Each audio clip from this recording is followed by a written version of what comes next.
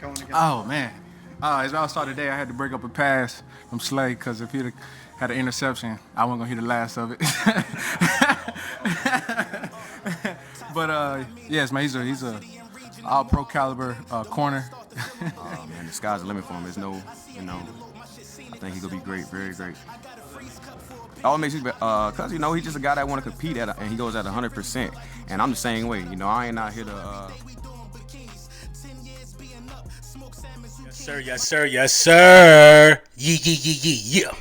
Lord Brunson back at you with the back at you, and I'm the best reporting on the Eagles. Listen, before we get into the meat and potatoes, I gotta let you know, I'm gonna let you know that this video was brought to you by Manscaped. Big Manscaped in the building. Bringing you nothing but the latest and greatest cutting edge technology to keep today's man groomed. Listen, Father's Day is on the way. It's on the way. Do Dad a favor. Go out there, use code Brunson, say 20% off, get the free shipping, and the free shipping I fought for that for y'all. Listen, man. OTAs, man, it's getting interesting. It's getting really, really interesting around the Philadelphia Eagles community. The buzz is still growing and stuff like that. But the Eagles opened up practice and they opened up, the press conferences, especially with the quarterback and Jalen Hurts, with a statement. The city is tired of the gun violence in Philadelphia. The country is tired of the mass shootings. Something got to give. So whether we got to pull together as a community and people got to police their kids or police the youth in their family to let them know that they're going down the wrong path, or to let them know that they listen, you got to get your kids and start there. You know what I mean? A lot of this involves a lot of young kids in Philadelphia doing these shootings, a lot of young kids losing their lives, and everybody's tired of it. The Philadelphia Eagles wore orange today in practice, in memory of all the people that lost their lives to gun violence. A nice tribute by the organization. And it's the first thing Jalen Hurts said in his press conference. A.J. Brown also talked about it as well. It gotta stop. It's pathetic. It's getting crazy. You know what I mean? People don't feel safe in their own city, in their own neighborhood, and that's not the direction we should be going in as a people. How much stock do you take into OTA stats? Not much. Training camp stats and OTA stats and things that happen in those realms don't really mean anything, because a lot of it doesn't really translate onto the field. What you're looking for is you're looking at mechanics during these times. You're looking at player readiness. You're looking at alertness. The stats could be misleading. Jalen Hurts was dropping 40-yard bomb after 40-yard bomb today, apparently, with one miss over the top to A.J. Brown. Overall, he had a good passing day. Now, mind you, it's just Darius Slay out there with no safety help. You can beat any cornerback like that in the National Football League if you give him all the time in the world and no no safeties over the top. You'll be able to find a throwing lane, and your wide receivers will be able to work their way open in those type of circumstances. So, I'm not really taking a lot of stock into OTA numbers or into big plays that was made in the OTAs. Jalen Hurts was 15 for 16, 15 out of 16, one OTA, or 50, some crazy numbers last year. You know what I mean? And we didn't see him pass the ball that well last year. Jalen Reagor was catching one-handed passes in practice last year. We didn't see that translate onto the field. What do we see right now translating onto the field, and how do we get better at that? That should be the focus of this team moving forward. So I'm not taking a lot of stock into it. I'm not saying that it's not good to look at, but I just think it's kind of pointless at this point. We know who our team is. We know what we need to get better at, and this is just for conditioning. A lot of people weren't even there.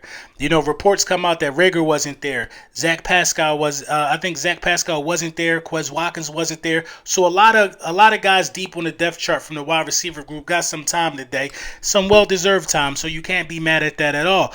But this is all about conditioning and player readiness, OTAs. It doesn't really mean much beyond that. It's voluntary. You know what I mean? It's not mandatory. So when mandatory training camp comes, then we're going to get into the gritty of things. We're going to get into the thick of things. And, the coaches and the coaching staff need to do a little cleansing as well, and they need to do a little refreshing as well. They need to make sure that they're up to speed as well, because reports come out that Shane Steichen will be calling plays for the 2022 season, and he did call plays for, I guess, the second half of the season last year. We rant and rave about the second half of this season in the terms of, Nick Sirianni turning it around. Did Nick Sirianni turn it around, or did he hand the keys off? Or was it a mixture of both? I like to think of it as being a mixture of both. Listen, man, it takes a lot of guts to give up play calling when you were essentially brought in to be a head coach and a play caller. Nick Sirianni wanted to call plays with a passion over there in Indianapolis. Just wasn't happening under Frank Wright. Frank Wright was doing that. Frank Wright is experienced at play calling. He was an offensive coordinator at one point that called plays for Doug Peterson the Super Bowl season. You know, he was a great mind that helped conjure up the best ways to perform. He had his quarterback and everything he needed. I will say this, though. Being as though that Nick Sirianni has given up that position to Shane Steichen and he knows he's the guy moving forward, it speaks volumes about who Nick Sirianni is and what he knows his strong suits is. Now listen, I'm a firm believer that a head coach is just more than a coach. The head coach should be responsible for building camaraderie. Nick Sirianni gets an A+ in that department. The coach should be responsible for having a team ready. I think Nick Sirianni gets an A+ in that department as well. Not many games last year that we were unprepared and we had a rookie head coach. Nick Sirianni also, gets an A+ in the department of just, building culture within the guys. To get a group of guys who've been doing something longer than you've been doing it to buy into your system and your ideology is what a head coach is supposed to do. Look at all the other head coaches around the league. What culture are they building? What precedence is being set in those rooms? Nick Sirianni got that part of it on lock and key. If you could, now this is why I'm okay with Shane Steichen calling the plays, because everything gets filtered back to Nick Sirianni. Nick Sirianni has to A-OK it. Being as though Shane Steichen said that, Nick Sirianni's hand isn't totally out of the fire because he got to OK these moves. He gets the last say so. You know what I mean? If Steichen's saying, "Hey, let's do this," and Nick like, "Nah," you know what I mean? I like this play, but not right now.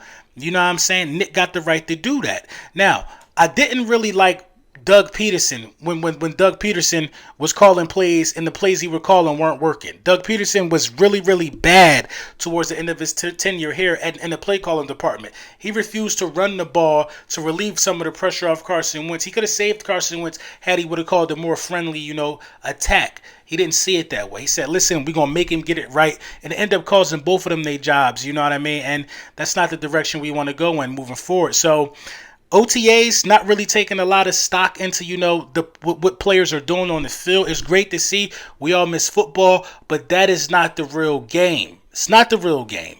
And it works both ways. If Jalen Hurts misses somebody, which everybody can't wait to report on for some strange reason, understand he ain't missed nobody in the game. He missed somebody in practice. This is where you're supposed to get them things better at. And if you make a good play in practice, that's what practice is for. You know what I mean? It is what it is. So we're not going to sugarcoat what needs to happen, or we're not going to sugarcoat what is happening. We're going to keep it all the way 100 over here. You know what I mean? Practice is practice. The game is the game. I see the mechanics improving. I see a lot of things improving for Jalen Hurts. But play calling is going to be really, really important this season. Really important this season. So Shane Steichen and Nick Sirianni going to have to answer for a lot of things if things don't go smoother than last year. Now, I'm not looking for us to come out here looking like the greatest show on turf. That's probably impossible. But what I am looking for is I'm looking for fluidity. I'm looking for balance in the offense. If Shane Steichen was running the show the second half, he damn sure stopped passing the ball, and he damn sure kept those QB keepers alive in the playbook, which we need to get rid of. If Shane Steichen was in charge of calling the plays, at any point where Jalen Reagor was getting a bunch of bubble screens that went nowhere, there's something we got to look into. You know what I mean? It all starts now. We're learning things about this team that might be a bombshell to some, what Shane Steichen is doing, but not me. Let me know what y'all think in the comments.